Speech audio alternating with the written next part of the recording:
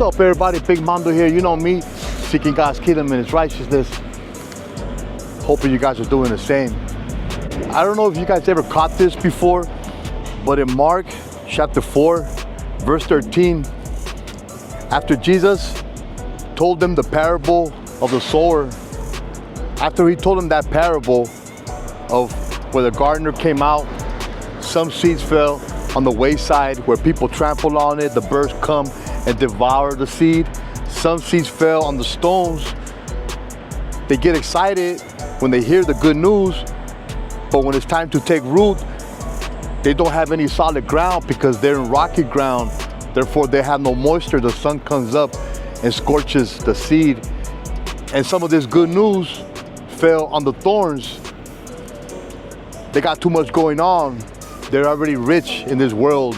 The cares of this world basically just choke the good news, the seed. But some seed fell on the good ground. These, when they took root, grew up to be a strong tree, very fruitful.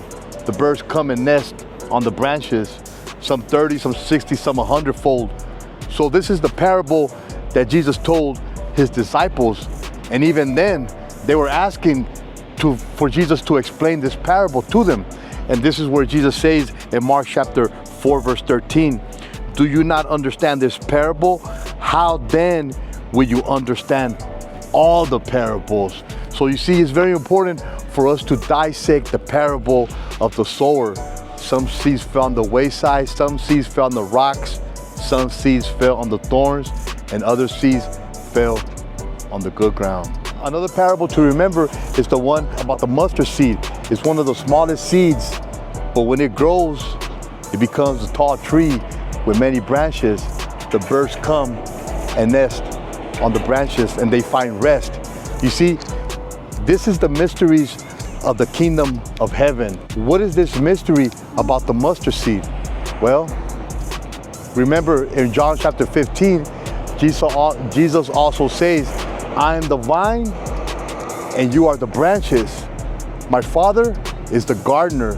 He's the one that prunes the branches, He makes sure that we bear much fruit, because God is glorified when we bear much fruit.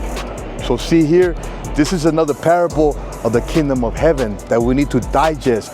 What does it mean that Jesus Christ is the vine?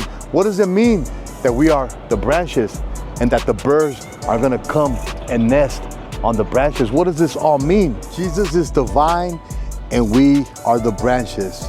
Now we have to understand another thing about Jesus Christ.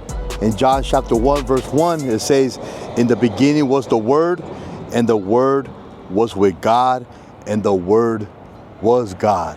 You see, so in so many words, Jesus is the vine, right here. Right here, look. The leaves for the healing of the nations. Jesus is the vine. As long as we abide in Jesus Christ, we will be fruitful branches that the birds will come and nest and they will find rest, because Jesus is the vine and we are the branches, the elect, the first fruits, the first ones to be redeemed from this bottomless pit. They have been given garments of praise, breastplates of righteousness. For we speak the truth, for you are the way, the truth, and the life. The vine is the way, the truth, and the life.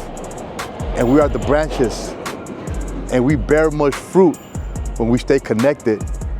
This is why the Spirit and the bride says, "Come. Come and nest on the branches." Isaiah 11, look what Isaiah 11 says.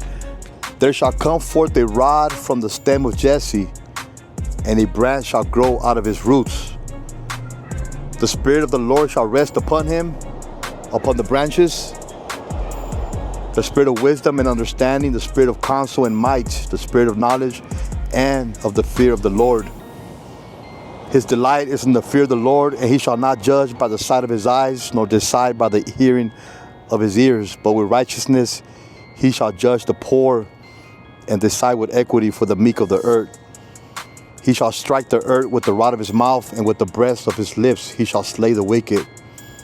Righteousness shall be the belt of his loins, and faithfulness the belt of his waist. These are the fruits that these branches would bear. The branches will have the spirit of wisdom and understanding, the spirit of counsel and might, the spirit of knowledge, and then of the fear of the Lord. Behold, the Lamb of God on Mount Zion, and with him 144,000, these ones that have God's name written on their forehead. These are the ones sealed, redeemed out of this bottomless pit, out of darkness. For there is no more curse. The first fruits unto God to bear fruit. This fruit that tells everybody to come and partake of the tree of life, where you will die no more. The leaves for the healing of the nations. That's right here. The leaves for the healing of the nations. Read Revelation chapter 22. It talks about that the tree of life is available. See, in this good ground, there is no more curse. For God so loved the world that he sent his only begotten Son, that whoever believeth in him shall not perish, but have everlasting life. Therefore, believe the good news that you shall die no more.